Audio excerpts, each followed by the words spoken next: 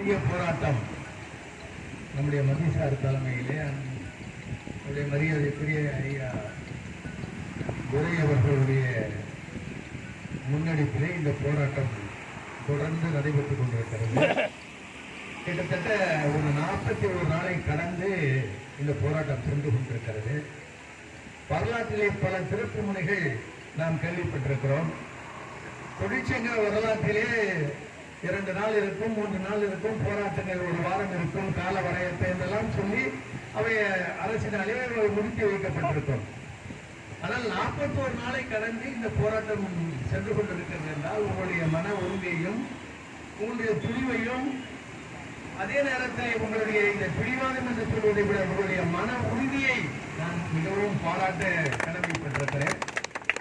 யாராக இருந்தாலும் மனிதனாக இருக்கிற போது ஒரு காரியத்தை நாம் முன்னெடுக்கிற போது அந்த காரியம் நடக்கவில்லை என்று அவர் ஆசிரியராக இருந்தாலும் சரி, ஊழியராக இருந்தாலும் சரி, ஓய்வூதியராக இருந்தாலும் சரி, நமக்குள்ளே ஒரு மனச்சலனம் ஏற்படும். ஆனால் அந்த மனச்சலனத்துக்கெல்லாம் இடம் கொடுக்காமல் இந்த புரட்சியை நோக்கி சென்று கொண்டிருக்கிற அந்த அற்புதமான அந்த நிகழ்வை பார்த்துக் கொண்டிருக்கிறோம். நம் தரப்பை உணர்ந்த காரணத்தினாலே காவல்துறை உட்பட இந்த போராட்டத்தை அரசு உடனடியாக முடிக்க வேண்டும் என்று அவர்களே அவர்களுடைய உளவு பிரிவினுடைய அறிக்கையிலே அந்த தகவலிலே அவர் தெரிவித்திருக்கிறார். முற்றிலும் ஆசிரியர் ஊழியர் ஓய்வூதியர்களுடைய இந்த 15 அம்ச கோரிக்கை முற்றிலும் நியாயமானது என்று காவல்துறை தன்னுடைய அறிக்கையில் அரசுக்கு சமர்ப்பித்திருக்கிறார். அப்படிப்பட்ட இந்த பிரச்சனையை இதை முடிப்பதில் என்ன பிரச்சனை இருக்கிறது அரசுக்கு என்று தெரியவில்லை. இங்க இருக்கிற யாரும் எந்த ஒரு மனிதரும் அதை இங்க இருக்கிற எந்த ஒரு தனிநபராக அரசுக்கு எதிரானவர்கள் இல்லை. அரசுக்கு எதிரானவராக இருந்து ஒரு போராட்டத்தை நாம் தூண்டிவிட்டு சட்டம் ஒழுங்கை சீர்குலைத்து அவர்களே வருகிறார்கள், அமைதியாக அமர்ந்திருக்கிறார்கள், உணவு அருந்துகிறார்கள், திரும்ப அவர்களே செல்கிறார்கள், மறுநாள் வருகிற ஒரு ஜனநாயகத்தை காப்பாற்றுகிற ஒரு அற்புதமான காந்திய வழி போராட்டமாக இந்த போராட்டம் இருக்கிறது. உண்மையிலே எவ்வளவு போராட்டங்களை நாம் படித்திருக்கிறோம். ஆகஸ்ட் புரட்சியிலிருந்து, பிரெஞ்சு புரட்சியிலிருந்து, ஜெர்மன் புரட்சியிலிருந்து நாம் படித்துக் கொண்டிருக்கிறோம். 2ஆம் உலகப் போர் மிக கொடுமையாக நடந்த மனித சமூகத்திற்கு, மனித குலத்திற்கு எதிரான ஒரு போர் என்று சொன்னால் 2ஆம் உலகப் போர் தான். அப்படி பல போர்களையும் போராட்டங்களையும் வரலாறுகள் சந்தித்துக் கொண்டிருக்கிறது. அண்ணாமலை பல்கலைக்கழகங்களினுடைய சங்கங்களின் கூட்டமைப்பு அதையே முறியடிக்கிற வகையில் இந்த வரலாற்று பதிவை செய்திருக்கிறது. இதற்கு மேல் யார் இனியும் இந்த போராட்டத்தை எடுத்து செல்வதற்கு ஆரம்பில்லை. அப்படி சார் சொன்னார், முன்னாடி ஒரு 40 நாள் இந்த போராட்டம் நடந்தது என்று சொன்னார்கள். அதையும் கடந்த 41வது நாளாக இந்த போராட்டத்தை முன்னெடுத்து அதுவும் நம் பல்கலைக்கழகத்தை வளாகத்தை சிதம்பரம் நகரிலே இந்த போராட்டம் மிகப்பெரிய இடத்திலும் மிகப்பெரிய ஒரு பேரணி நடைபெற்றிருக்கிறது. இந்த பேரணி என்று சொல்லும் போது திரும்பி பார்க்கிற திசையெல்லாம் நம்முடைய தோழர்களுடைய தலைகளாக தெரிந்ததாக பல மீடியாக்களிலே சொல்லியிருக்கிறார்கள். எதற்கும் நியாயத்தின் பக்கம் நிற்பதற்கு இவ்வளவு பேர் இருக்கிறார்களே என்று நானெல்லாம் அதை பார்க்கிற போது கலந்து கொள்ளவில்லை என்றாலும் நியாயத்தின் பக்கம், சுதந்திரத்தின் பக்கம், ஜனநாயகத்தின் பக்கம், வெற்றியை நோக்கி செல்லுகிற அந்த பயணத்தின் பக்கம் இவ்வளவு பேர் நிற்கிறார்களே என்று மிகப்பெரிய எனக்கு ஒரு மகிழ்ச்சியும் நம்பிக்கையும் உண்டு. இடதுசாரி சக்திகள் நாட்டிலே இல்லை என்றால் போராட்டங்களை யார் தட்டி கேட்பது? அநீதிக்கு எதிரான எந்த சக்தியும் இந்த நாட்டிலே வளர்ந்து விடாது. போராட்டம் மெல்ல மெல்ல ஒரு கவிஞனை பார்த்து அரசியல் என்றால் என்ன என்று கேட்கிறார். அரசியல் என்றால் ரத்தம் சிந்தா புரட்சி என்று சொல்லுகிறார். சரி, புரட்சி என்றால் என்ன சொல்லுங்க? ரத்தம் சிந்தும் அரசியல். இந்த ரெண்டுக்கும் இடையில் தான் இந்த ஜனநாயகம் மாட்டிக்கொண்டு சிக்கி தவிக்கிறது என்று வின்ஸ்டன் சர்ச்சில் சொல்லுகிறார். புரட்சிக்கும் அரசியலுக்கும் இடையில் தான் ஜனநாயகம் சிக்கி தவிக்கிறது என்று சொல்லுகிறார். காந்தியவாதியாக போராட்டம் நடத்துகிறவர்கள் சில பேர், சுபாஷ் சந்திர போஸ் வழியிலே போராட்டம் நடத்துகிறவர் சில பேர். ஆனால் இதற்கு இடையிலே தான் இந்த ஜனநாயகம் சிக்கி தவிக்கிறது என்று சொல்லுவோம். கத்தி இன்றி ரத்தம் இன்றி யுத்தம் ஒன்று வருகிறது. அதுதான் சொல்றோம் இல்லையா, கல்வி. இந்த கல்வி என்பது ஒரு மிகச்சிறந்த ஆயுதம் தான். The most important weapon for education. கல்விங்கிறது ஒரு வகையான நம்மை காக்கக்கூடிய ஒரு ஆயுதம் தான். அண்ணா சொல்றார், கத்தியை தீட்டாதே புத்தியை தீட்டு. குணம் உயர்ந்தது, குன்றம் தாழ்ந்தது. உனக்கு மலையை விட குணம் தான் உயர்ந்தது. குணம் உயர்ந்தது, குன்றம் தாழ்ந்தது. வெற்றியில் போய் சேர வேண்டும் என்றால் வேதனைபுரத்தை தாண்டித்தான் ஆக வேண்டும். கண்மணிகளை காகித கப்பலிலே கவனம் செலுத்தாதீர்கள். கற்பனையை சிதறடித்து செல்லாதீர்கள். உண்மைக்காக குரல் கொடுங்கள். மக்களோடு இருங்கள். மக்களுக்கான பிரச்சனையை முன்னெடுத்து செல்லுங்கள். ஒரு நாள் வெற்றி கண்டிப்பாக உங்களை வந்து சேரும் என்று பேரறிஞர் அண்ணா பெருந்தகை இந்த சாஸ்திர அரங்கத்திலே உரையாற்றினார்.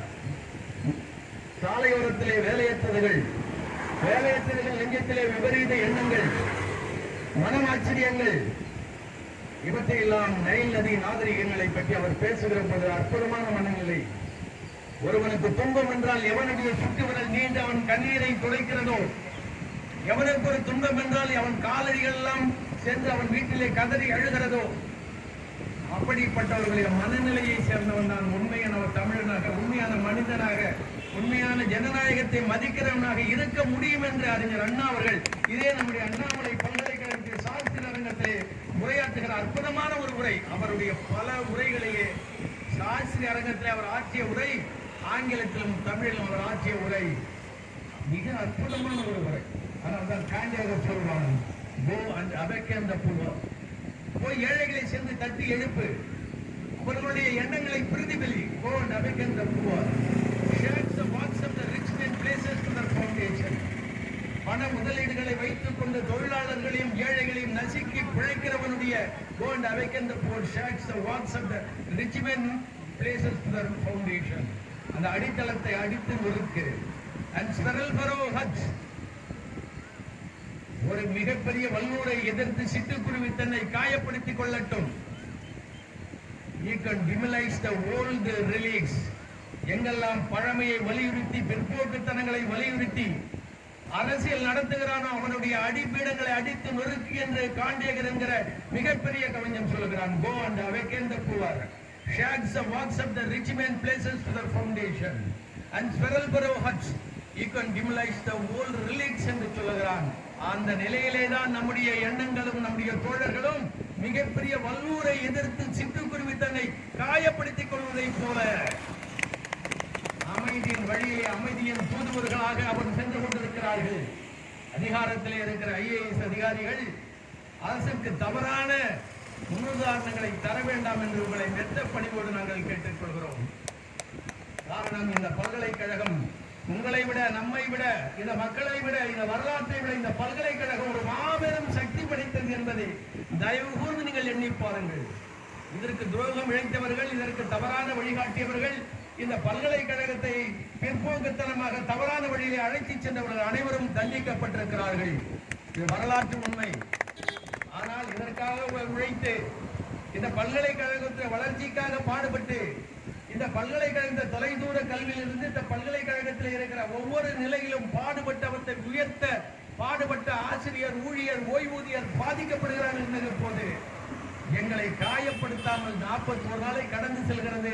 எங்களை காயப்படுத்தாமல் எங்களுக்கு நீங்கள் அழைத்து பேசி தீர்வுகளை காணாவிட்டால் அதை விட உங்களுக்கு என்ன வேலை என்று நாம் கேட்க எங்களுக்கு அந்த உரிமை இருக்கிறதா இல்லையா? அழைத்து பேசுகிற போது துறைத்தனத்தோடு நம்முடைய அம்மையார் பேசுகிறார். இங்க இருக்கிற பதிவாளர் இருக்கிறார், நம்முடைய ஒருங்கிணைப்பு குழுவுடைய உறுப்பினர் இருக்கிறார். அவர்கள் எல்லாம் இது ஏதோ திருவிழா காலங்களிலே வந்து போகிற நிகழ்ச்சி என்று எண்ணிக்கொண்டிருக்கிறார்கள். அந்த நாற்காலியிலே அமர்கிற போது சோர்ந்து தேடுகிறது. அனைவரும் வணக்க வைக்க வேண்டும், காரை திறந்து விட வேண்டும். சுழல் நாற்காலில் அமர்ந்திருக்கிறவர்கள் எல்லாம் நாற்காலி சுகம் நிரந்தரம் இல்லை என்பதை அது மூர்த்திக்கு இருக்கிற நம்முடைய அதிகாரிகள் உணர வேண்டும் என்று உங்களை மெத்தப்படிவோடு கேட்டுக்கொள்கிறோம் தோழர்களே. ஏனென்றால் எங்களுடைய வழி இன்றைக்கு இங்கே 2 பேரை நாங்கள் இழந்திருக்கிறோம். அவருடைய குடும்பத்தின் நிலை என்ன, அவர்களுடைய ஓய்வூதிய பலன் என்ன, இந்த 15 அம்ச கோரிக்கைகளை ஏதாவது ஒன்று தவறாக இருந்தாலும் நீங்கள் தயவுகூர்ந்து என்ன தண்டனை கொடுத்தாலும் அவற்றை நாங்கள் ஏற்றுக்கொள்ள தயாராக இருக்கிறோம் தோழர்களே. உங்களுக்கு என்ன இந்த பிரச்சனையை தீர்ப்பதில் என்ன பிரச்சனை? இங்க இருக்கிற வாழ்வாதாரங்கள் பாதிக்கப்படும். நீங்கள் நினைக்கலாம் அரசியல் இருக்கிறவர்களுக்கு தவறான வழிகாட்டுதல் நீங்க செய்ய வேண்டாம். இந்த திராவிட மாடல் அரசிற்கு நாங்களும் ஆதரவாளர்கள் தான். ஆனால் அந்த அரசிற்கு தவறான ஒரு புரிதலையோ தவறான ஒரு எண்ணங்களையோ மரியாதைக்குரிய அம்மையார் அவர்கள் நம்முடைய ஒருங்கிணைப்பு குழுவுடைய தலைவராக இருக்கிற மரியாதைக்குரிய அம்மையார் அவர்கள் தவறான கருத்துக்களை பரப்ப வேண்டாம் என்று உங்களை பணிவோடு கேட்பதில் எங்களுக்கு உரிமை இருக்கிறது. அருமை சகோதரி அவர்களே, ஐஏஎஸ் என்பது என்ன என்றால் மக்களுக்கு பணியாற்றுகிற இந்திய ஆட்சி பணி என்பது ஒரு மகத்தான பணி.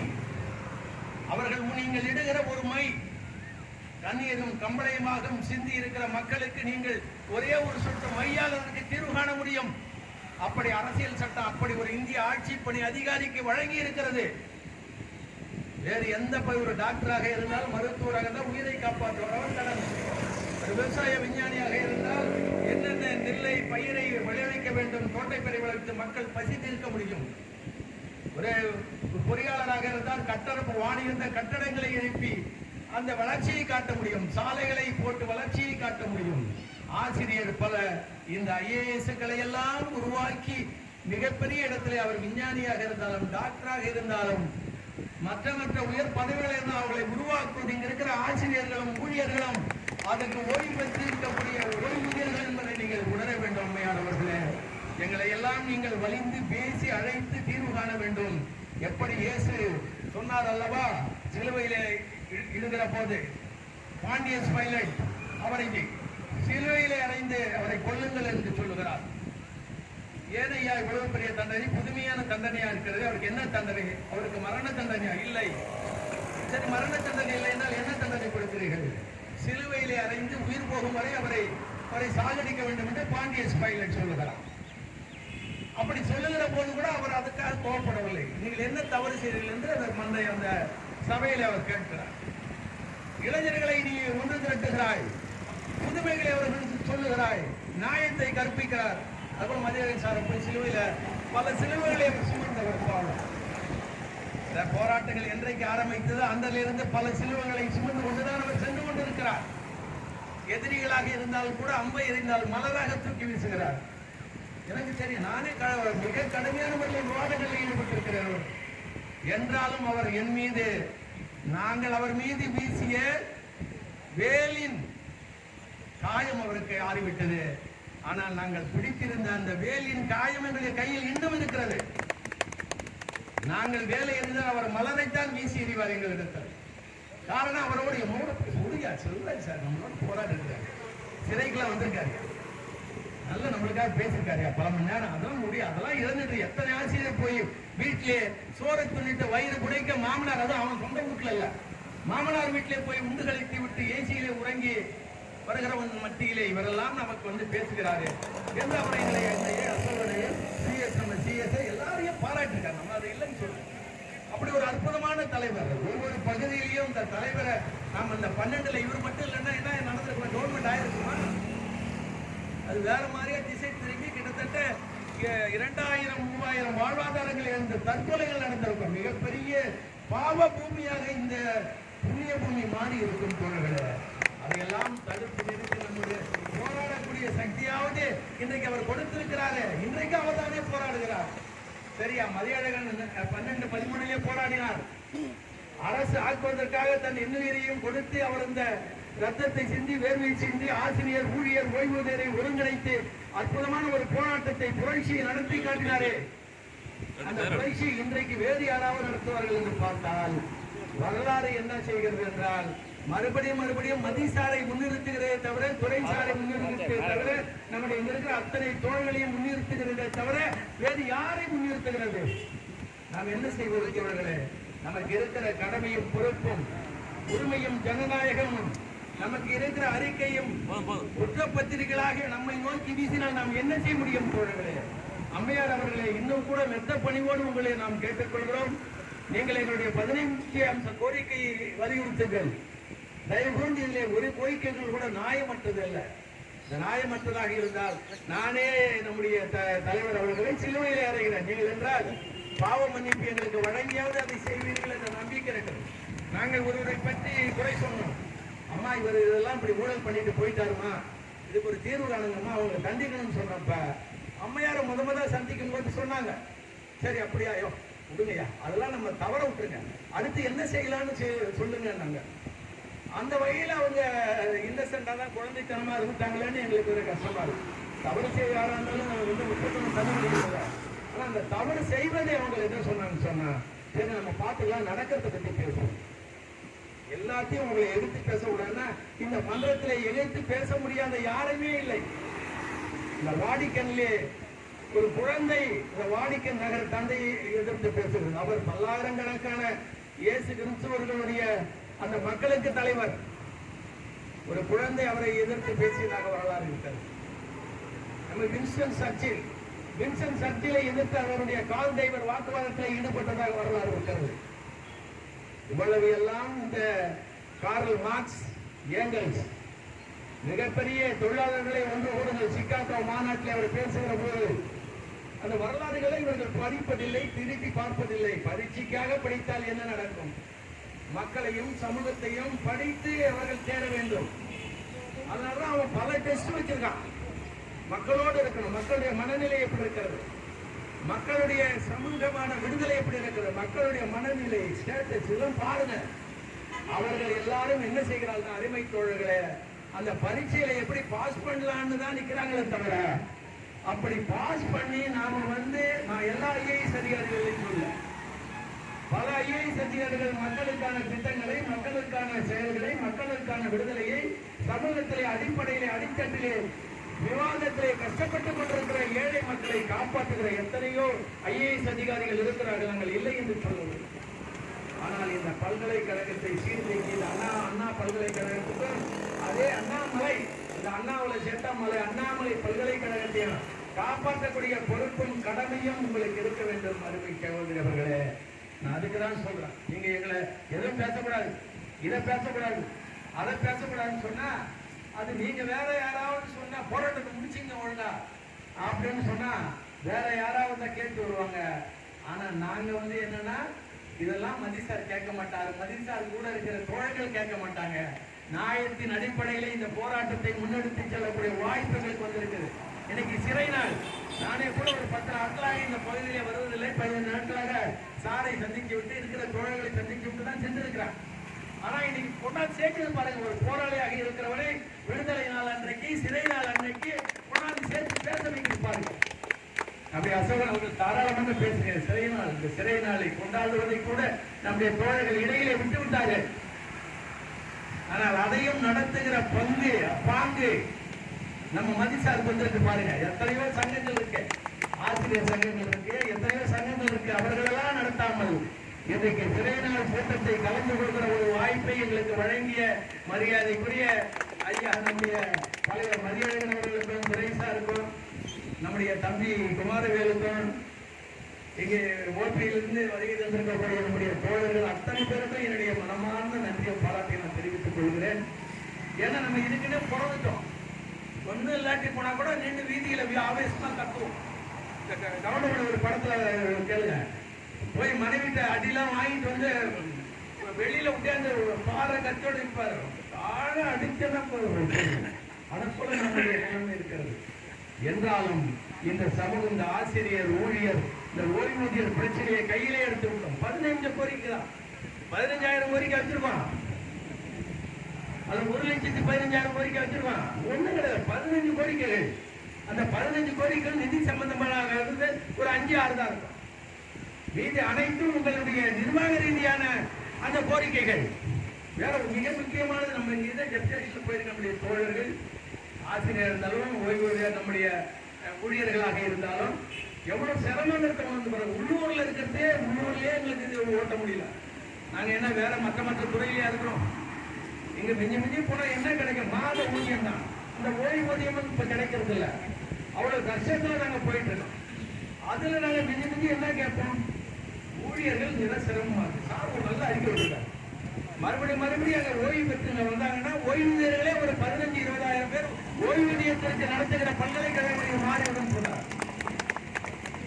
அதை அங்கேயே வச்சுங்க, வேலை செய்யறவங்கள அங்கேயே வச்சீங்க தான் இப்ப சம்பளம் கொடுக்குறீங்க. என்ன ஒரே ஒரு பேனா மைய அளவு எழுத வேண்டும். உங்களுக்கு எழுத முடியலனாலும் கிளர்க்க விட்டு டைப் பண்ணி உங்களுக்கு கையெழுத்து விட்டு கீழே போட்டுருங்க. அங்கங்க இருக்கிறவங்க அங்கங்க பணி செய்ய வேண்டுமா கேட்டுக்கிறோம். அவங்க அரசு ஊழியர்களாக கருதப்படுவார்கள். அண்ணாமலை பல்கலைக்கழகத்தில் இங்க கொஞ்சம் பேர் ஆசிரியர்கள் இல்லை, அதனால பல துறைகளுக்கு அவங்கள அங்க இருந்து இங்க நாங்க இந்த துறைக்கு இத்தனை ஆசிரியர்கள் வைக்கிறோம். நீ வேணா இதை இந்த மே மாசத்துல செஞ்சு பாரு. பல்கலைக்கழகத்தினுடைய சேர்க்கை விகிதம் கடுமையா உயர்ந்து போயிடும். ஆர்ட்ஸா இருந்தாலும் சரி சயின்ஸ் இவ்வளவு ஒரு 9 ஃபேக்கல்டி இருக்கு. இப்படி ஒரு துறை பார்க்க முடியாது. எனக்கு கூட கஷ்டமா இருக்கு. மதிசார் பிறகு மதிசார் உயிரோடு இருக்கும் போதாவது இந்த பிரச்சனைகளை தீர்த்துடுவாருங்கிற அந்த நம்பிக்கை இருக்கு. யார் கையில் இருக்கா? ஆனால் சேர்க்கை வேணும், ஆசிரியர்களுடைய இது எண்ணிக்கை வேணும். அது அங்க இருக்கிறவங்க அங்கேயே உள்ளெடுப்பு செஞ்சுக்கிங்க. ஓய்வூதிய பலன்கள் எங்களுக்கு கிடைக்கணும். ஏன்னா இந்த பல்கலைக்கழகத்தை உழைக்கிற ஒரு ஓய்வு பெற்றவன நீங்க MP MLA எல்லாரும் ஓய்வூதியம் வாங்குறீங்களா இல்லையா? உங்களுக்கு ஒரு பேச்சு அது இல்லாத நம்ம அதெல்லாம் நாங்கள் வேணாங்கல்ல. எந்த MP-யாவது ஏங்க ஓய்வூதியம் நம்ம கேட்டோமா? எந்த MLA-யாவது ஓய்வூதியம் ஏங்க நீங்க வாங்குறீங்கன்னு கேட்டுருவோம். உங்களுடைய ஃபெசிலிட்டிஸும் உங்களுடைய அந்த உரிமைகளையும் குறைச்சின்னு நான் கேட்குறோம். எதுவுமே இல்லை, எங்களுக்கு செய்யுங்கிறது தான் கேட்குறோம். அது நீங்க செய்யணும்னு தான் மனப்பார அத்தனை அனைத்து கட்சி தோழர்களையும் அனைத்து கட்சி தலைவர்களையும் நாங்கள் கேட்கறது. நம்ம திராவிட மாடல் அரசு மிகப்பெரிய கடுமையான போராட்டங்களை முன்னெடுக்கிறீங்க.